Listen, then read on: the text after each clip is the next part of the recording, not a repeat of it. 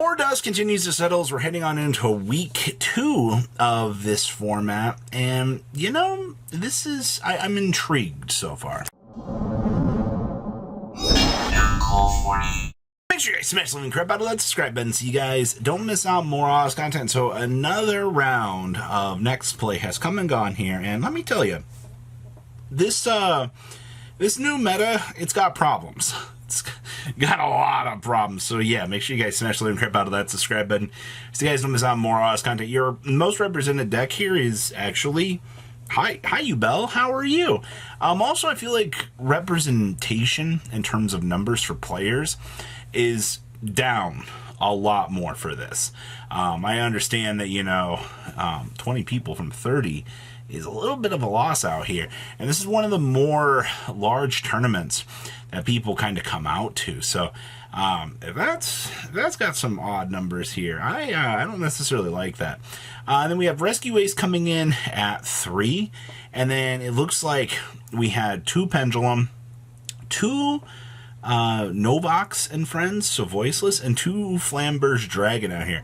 I do want to say, though, Voiceless Voice was a very interesting spectacle to see. And you'll see what I mean here when we get into those top 4 deck lists, kind of analyzing some of the stuff that's going on with that. Now, your one-ups here, I mean, you have 1 Fire King, you have an Eldritch, you have a Dankatron, you have Centurion, you have a Naturia, you have a Gimmick Puppet, and you have a Possessed Charmer ritual deck, or yeah, cool. So Charmers are present here, but overall, your participation for this event a little bit rough around the edges. I can understand why players would not want to play this.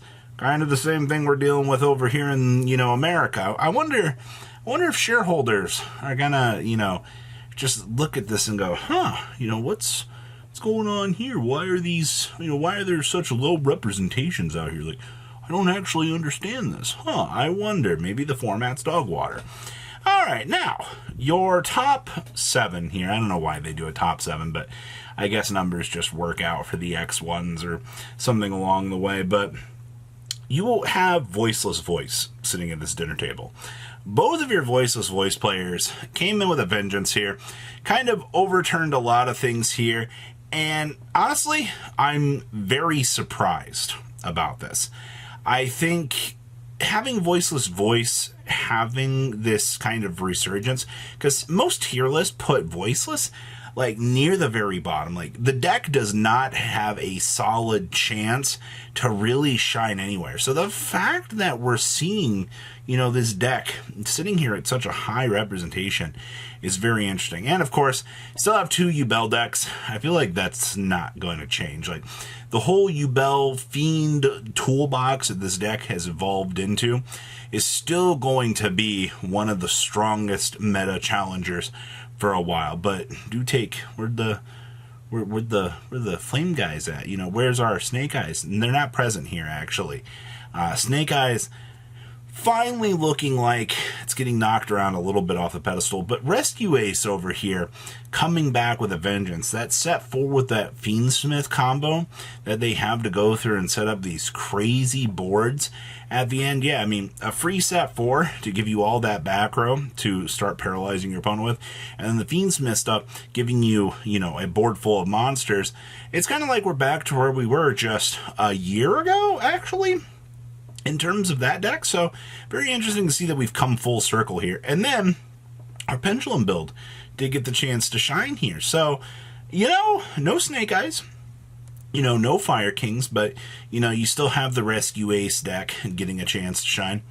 I think that's pretty interesting. Let's pass on over those deck lists. Well, I said that there was no Snake Eye stuff present here, but, I mean, obviously, Rescue Ace is going to be playing the Diabell Star package because that's just what this deck does.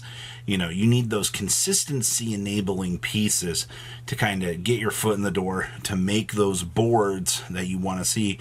And, unfortunately, it really hasn't changed. And obviously, you're doing the whole Fiendsmith stuff in here, getting those bodies on the field. Also, getting those Rescue Ace cards in the graveyard so you can roll out the big guy is going to be free. You got a lot of things to kind of think about here. With the little niche interactions that you're able to do with this side deck is also kind of scary. The double Delta, the Gamma, Also, the fact that, this deck is not even main decking its field spell anymore. They have scraped out the field spell, said, nah, we don't need this garbage. There's no point in worrying about this.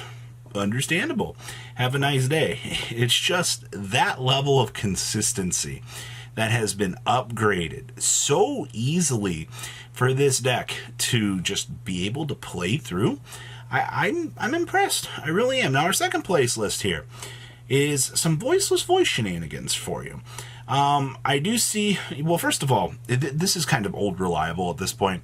For as much as we have looked at this deck, analyzed it, there have been really not a lot of innovations in it. It's just, it looks like that Japan has managed to kind of roll back the format enough that things look a lot more inviting than they previously had.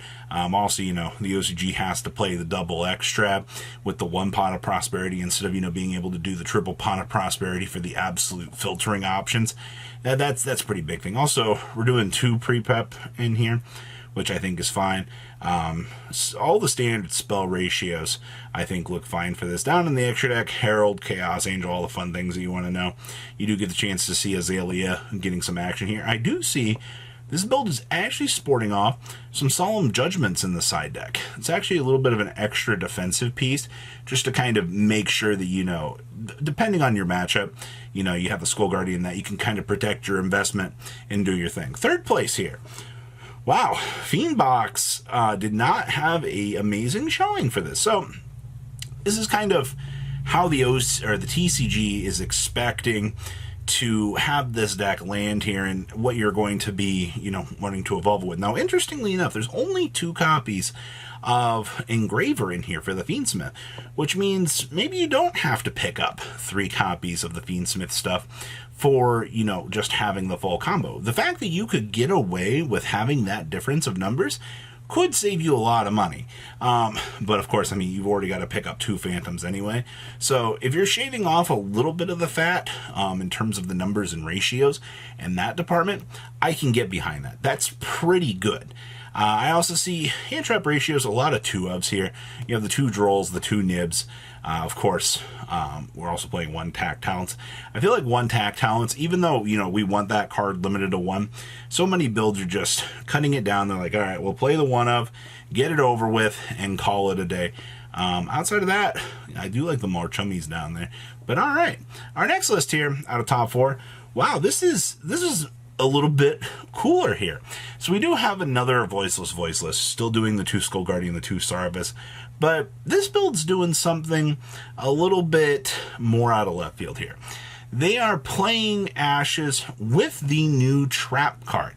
Now, this little new Trap card here basically invalidates it, so you can't basically do light, or you can only do, light, water, or something else.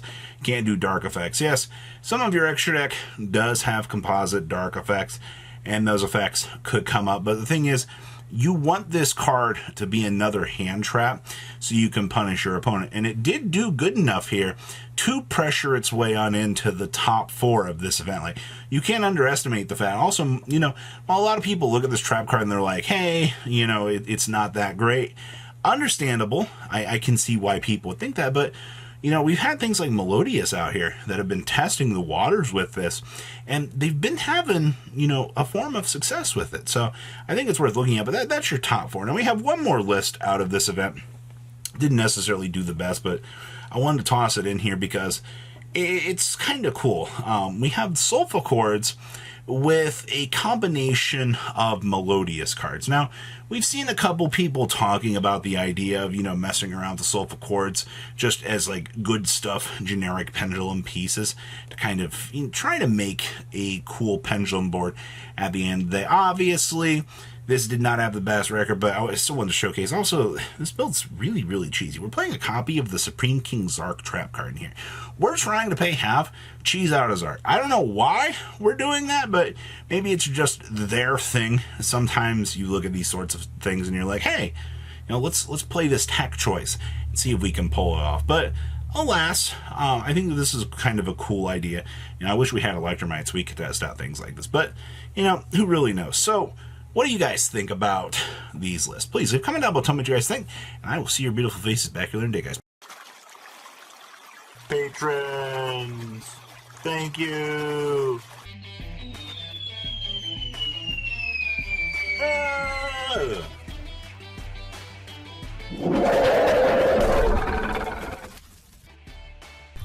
Thank you so much for watching. Check out these other videos.